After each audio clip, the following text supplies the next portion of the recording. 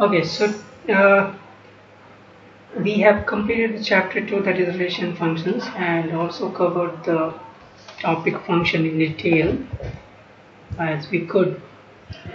Okay, uh, and today we have to start the next chapter, that is called trigonometric function.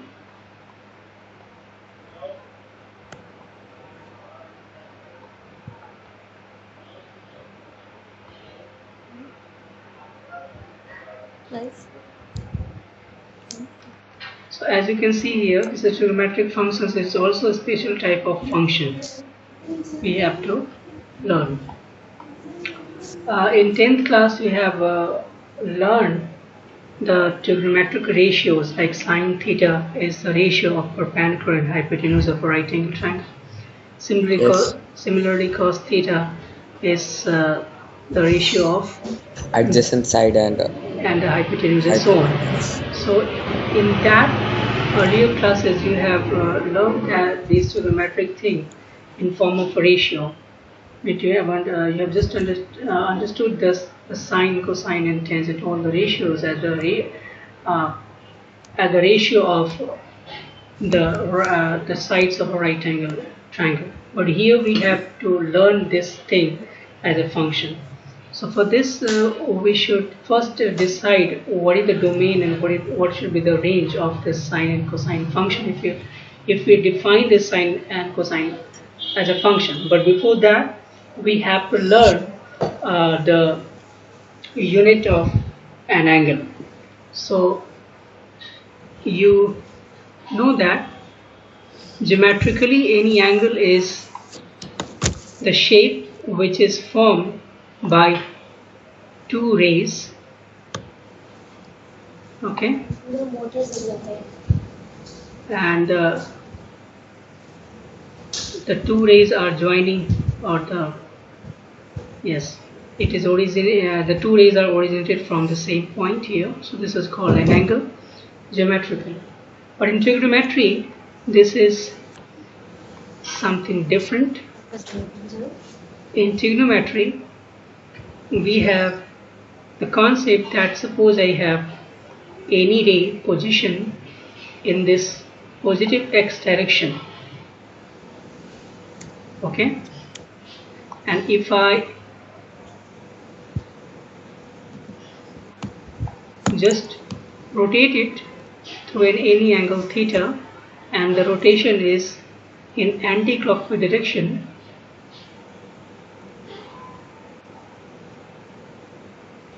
then that is called the positive angle measured. Okay, and similarly this initial ray is rotated in clockwise direction, that is called negative angle. Okay, so this is actually called initial position of the ray,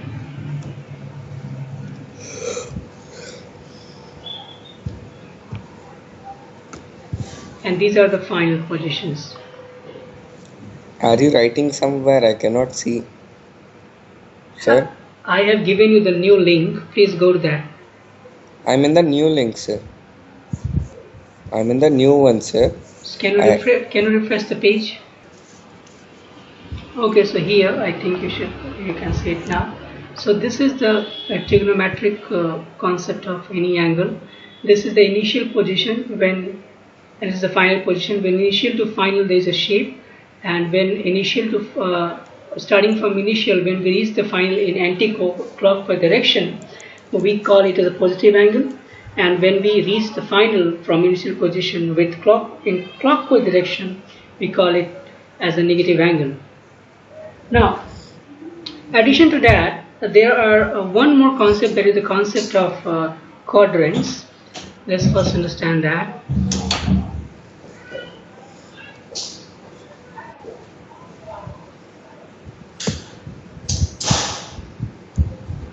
So quadrants are just, as you see in geometry, we have this as origin, we call it as origin. So here this is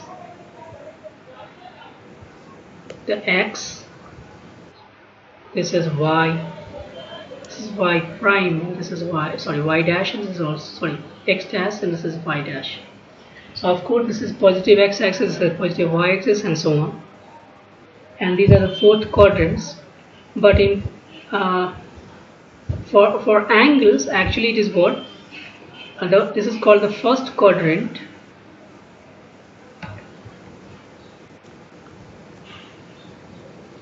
This is second. This would be third, and there is fourth. The first quadrant is always reserved for the angles lying between 0 and 90 degrees. Suppose I take any angle which is alpha, or I say theta.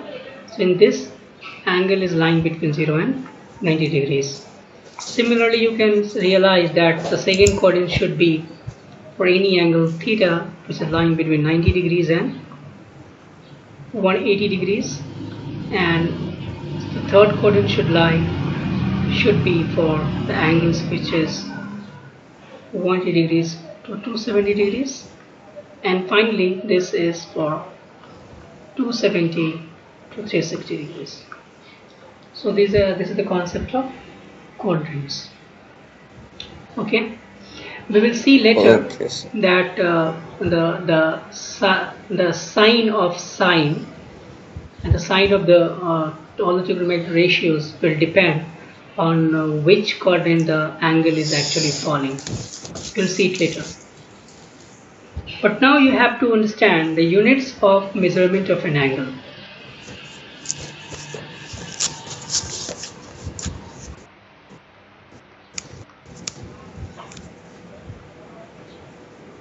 And the first exercise of your textbook is actually based on this very concept, units of an angle. So there are basically two units we have to learn here.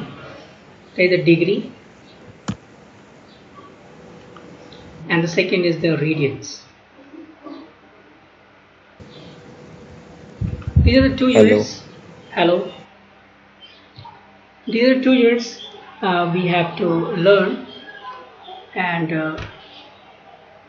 let's try to understand it. So what is the definition of degree?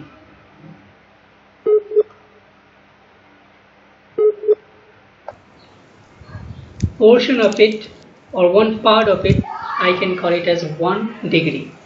Got it?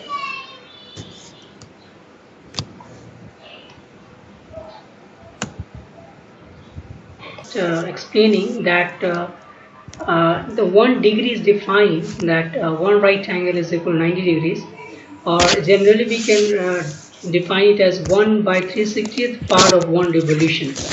And what is 1 revolution? If I take any ray and if I revolve it such that it will just traverse one circle and comes back to its initial position, then that is called 1 revolution. So if I just divide this one complete circle in equal sectors, and there are 360 sectors, so the angles subtended by the sector at the center, one sector at the center, is basically called 1 degrees. Correct? So this is definition of 1 degree, and this is what 1 degree is actually is equal to 60 minutes, and this minute is not the minute this minute is not the minute what we have the units for time, and this is 1 degree 60 minutes. Means if I take 1 degree, suppose I just take 1 degree, this measurement is 1 degree, and if I divide this in 60 equal parts, the one part is basically called 1 minute. And therefore 1 degree will become 60 minutes, and similarly 1 minute will become 60 seconds. Okay, and it's a very similar concept. If I select 1 degree and 1 minute and then divide this in 60 equal parts, then that will become 60 1 minute is equal to 60 seconds. Correct? Yes. Yes, sir. Hello. Okay. The second unit is the radian unit, and the radian unit is defined as the angle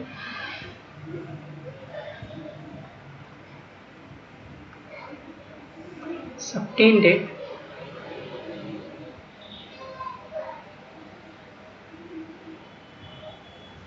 at the center of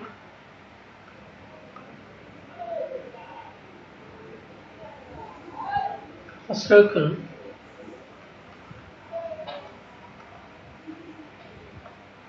by an arc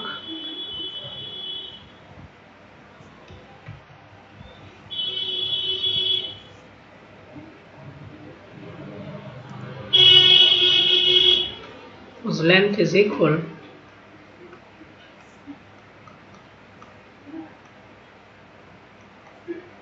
to the length of radius.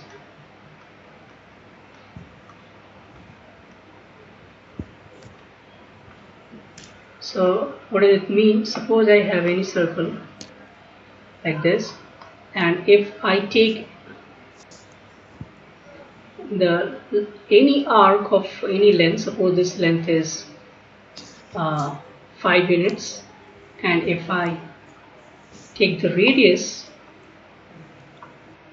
again of 5 units, then the angle subtended by this arc at the center is called 1 radian.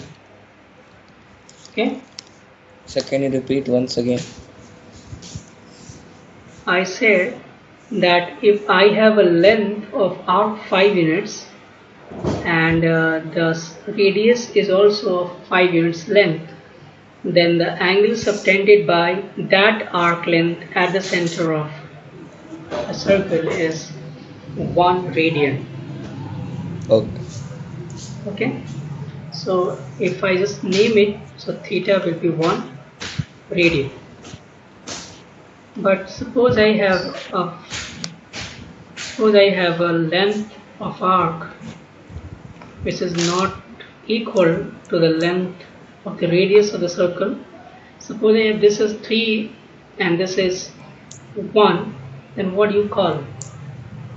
I mean, what is the angle? This angle will be how much radian? 3 radian. Because yes. Okay, 3 by 1. Okay, sir. Okay, because if you divide this thing, this arc in 3 equal pieces, if you find that this is 1 radian and similarly this is 1 radian and this is 1 radian, so 1 radian, 1 radian, 1 radian will become 3 radian. So this is the idea. But there are also actually we can introduce sine into it, and to introduce sine we have to care where the initial position of the initial ray is actually given. So suppose I have this as the initial position, and if I have two final positions, let's suppose this is the one final position of one ray, and this is the length is suppose 5, and this is 1 unit, and there's another final position of this ray, and this is in anti-clockwise direction, but we are in here, and this arc length is suppose 7 units. So suppose I have alpha and this is theta. So how do we name with sign? So you can see that this is actually in anti-clockwise direction, so alpha must be positive. So we call alpha as 7 radians. And theta is minus 7 radians. Minus 5 radians. 5, sorry, minus 5. Okay. Yes, sir. Alright. Sir, can you hold on 1 minute, sir? Okay. Now one important thing we have to understand here, if I have any circle, and if the arc length is L, suppose any arc is given, and the angle at the center is, let's say, theta, and the radius is r. So there's a relation between theta, L, and r, and that relation is theta is equal to L by r, where we have to take care, the caution is that where theta should be, so theta is in radians. Yes. Okay, so this thing we have to always keep in mind. Okay. Okay, sir. Now we have to understand the two units and how the two units are interchangeable. Like how do we convert degrees into radian and vice versa. So let's first convert degrees into radians.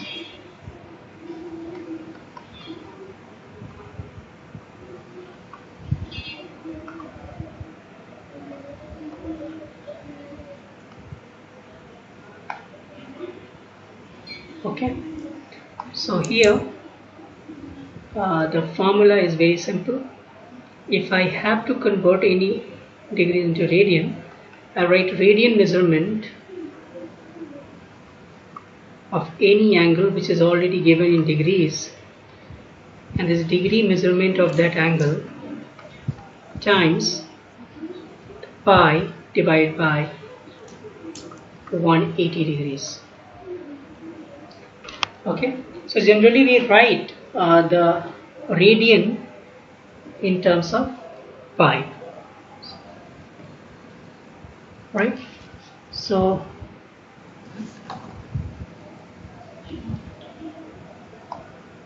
let's just do some examples. Suppose I have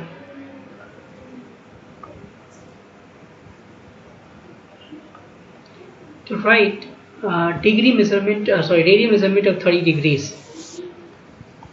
So for 30 degrees, what I write, that your radian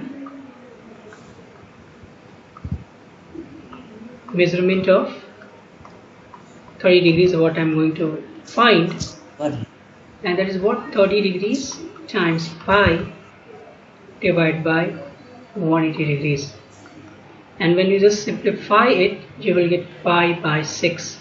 So just write pi by 6 radians.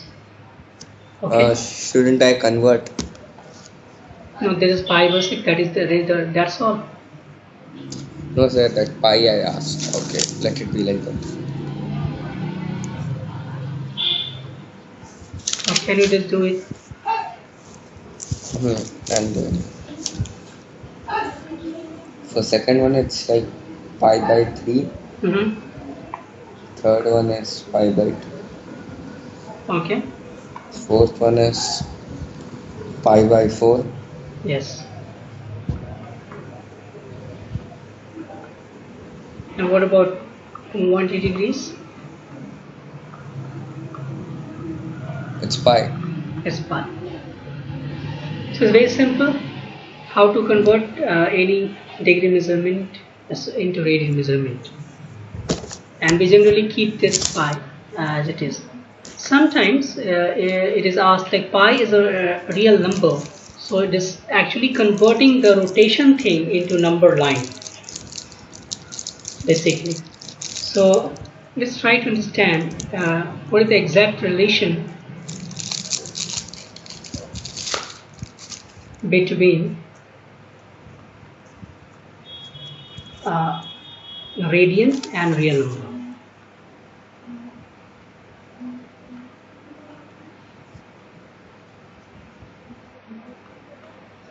So let's try it. How do we just simply relate any degree measurement to the radian, and then radian to the real number? So for this, let's try to understand this thing. Suppose I have this circle, and there's a number line I can put here, which is actually tangent to the circle. Let's keep it like this. And here, suppose I have the number 0. Okay, let's suppose this is 1. Let's suppose this is 1 unit. Okay. A little more closer. -1. Let's say 2. -2, and so on. Okay, so how do we simply relate this thing? So you know that if I can take, okay, suppose I take a scissor and cut it from here. This is 90 degrees, right? And cut it from here. So if I cut it and just lay this arc on this number line, so don't you think this will just take a length somewhere? If I just straighten this this arc and lay it on the number line, correct? Hello. Most often that I'm not in home. Hello. Yes.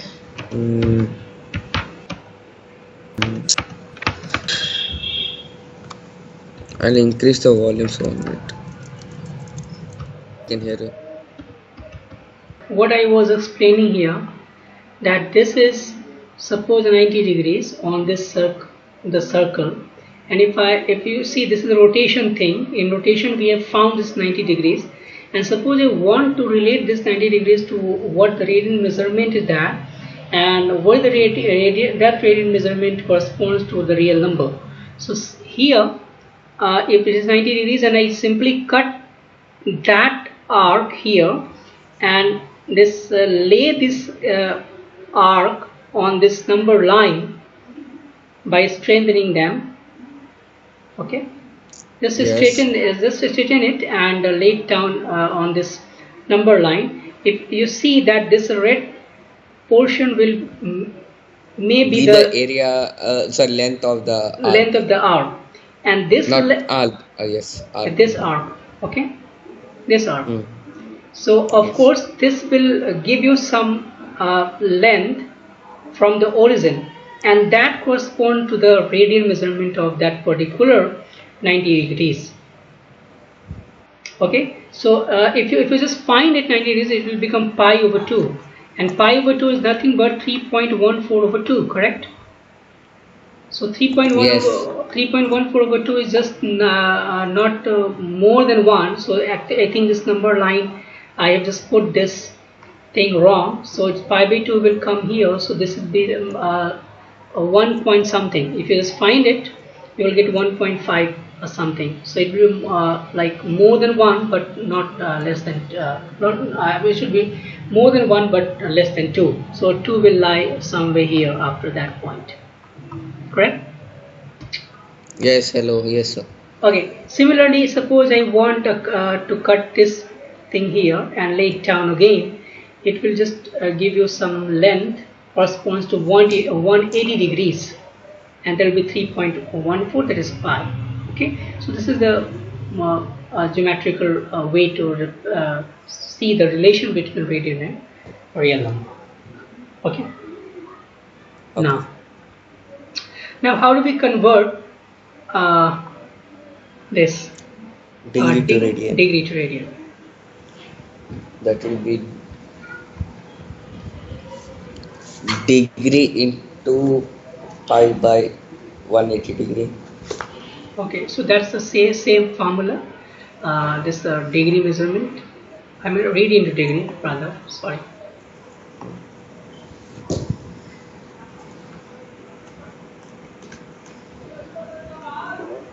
So we have degree measurement, and that is what? Radian times 180 degrees divided by pi. So of course here we have to use pi 3.14 or 22 by 7, whatever instruction is given in the question, and so on. So let's try some question and try to understand how do we just convert any radian measurement into degree measurement. And I think the most popular example in your book is, that is the most popular example. Basically, that is 4 radian. How do we convert this 4 radians into degrees? Well, let's say 11 by 16. I believe that is one of the example in your book. 11 by 16. And we have to convert it into a radian measurement. So a degree measurement. Okay. So what we do? We'll write that. So I'm writing degree measurement of 11 by 6. So write 11 over 16 times 180 degrees divided by pi. And suppose I am instructed to use this pi as 22/7.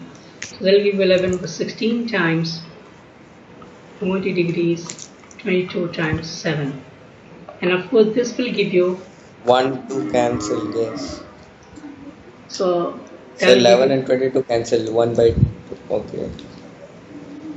So that will Cancel give you 2, and this is 45 into 7 divided by 16, correct? Yes.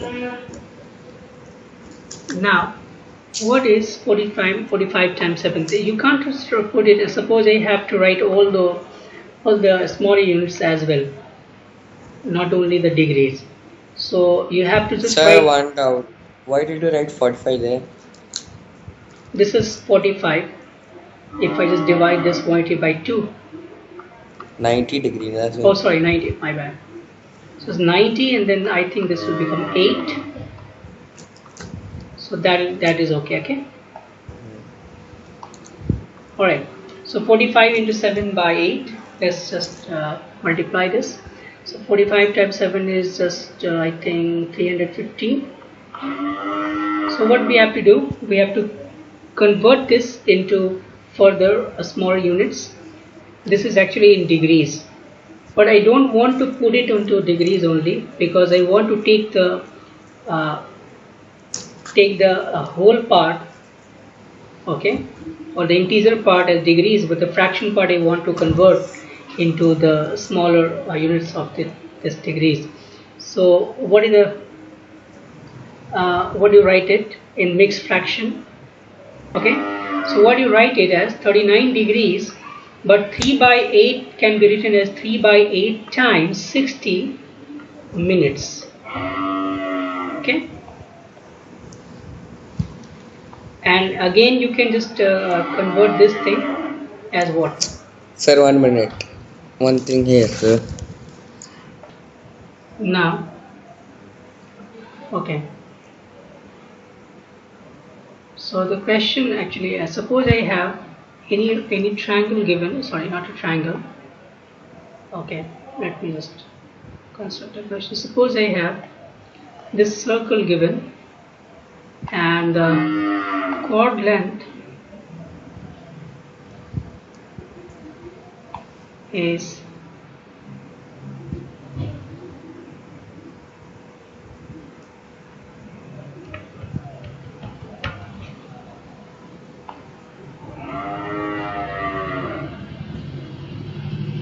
so this is your center up to scale, and this is a radius r and r. It's given that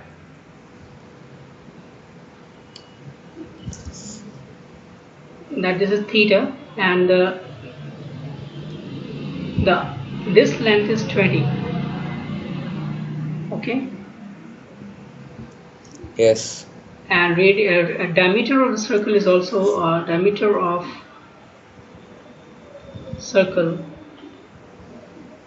is 40 centimeter, let's say, and we have to find the minor arc.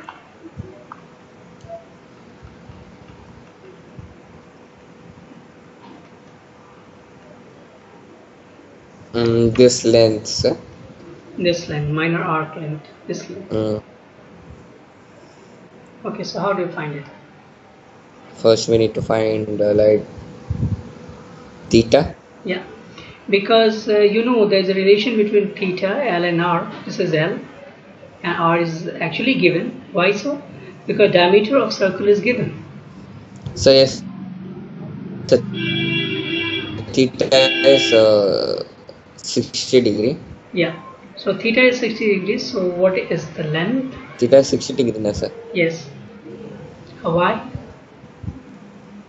So because equilateral triangle have 60 degree. Yes. So since Okay. R is also 20 units length, this theta will become 60 degrees. So what is the arc length? You know that theta is equal to L over R. L by R, yes. Yeah. So what is it? Theta is 60 by 60 into R 20. That is like 1200. No, because this L, the answer of L should be given in centimeter, not the degrees. So for this, theta should be in your radian measurement, not the degree measurement.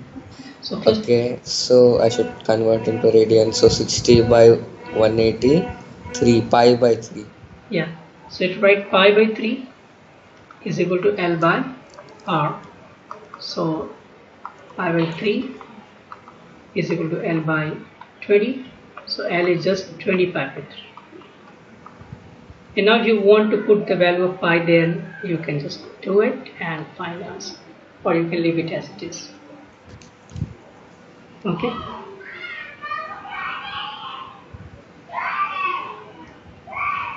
Right? Hello? Yes. Yes. Alright. Now suppose I have the chord length.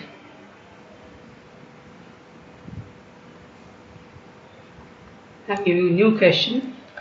The chord length is, let's say, is 10 root 2, and the diameter of circle is, let's say, 20. So find the arc length. You can construct the figure and also think if you can. Can you simply imagine a triangle in which the two sides are 10 and the third side is 10 root 2? How is it possible?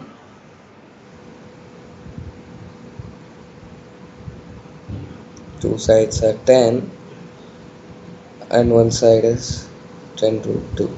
Okay, so let's try to just check whether it is following a Pythagoras triplet or not. So of course 10 root 2 is the higher, the largest one. So it can be assumed that the hypotenuse, because 10 and 10 are the sides. So if you I thought it like that as an hypotenuse, but there's no proof it's 90 degree. But you can, because 10 square plus 10 square is 200. Correct?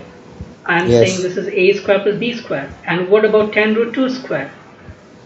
It's also 200.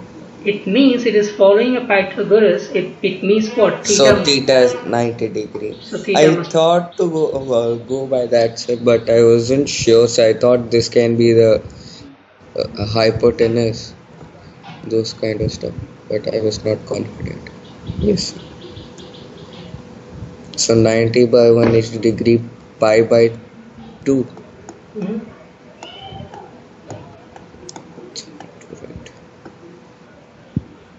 Okay. Yeah, that's correct. Now,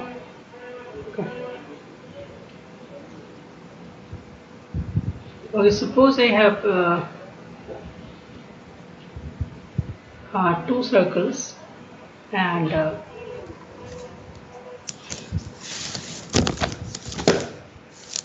okay, and the angle made by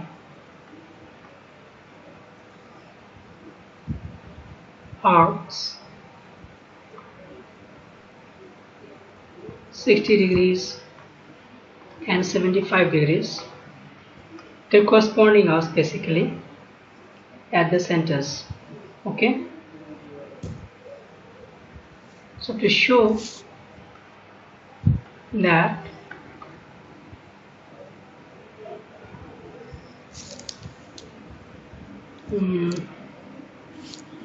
the ratio of radii is 5:4, and here an angle made by equal arcs. Okay, so geometrically what does it mean? I have this, suppose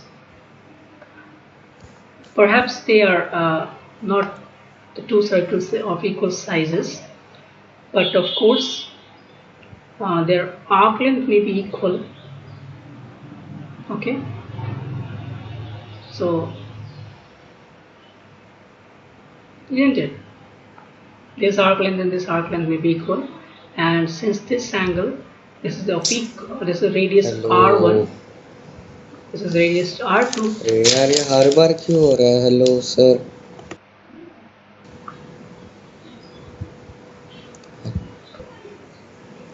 The two circles are equal, L and N are equal. You have to find R1 is to R2.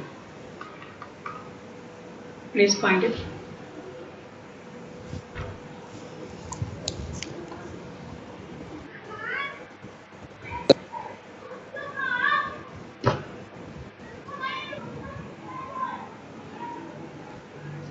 So what do you do? For the first circle, what do you write? You write theta 1 is equal to L by R1.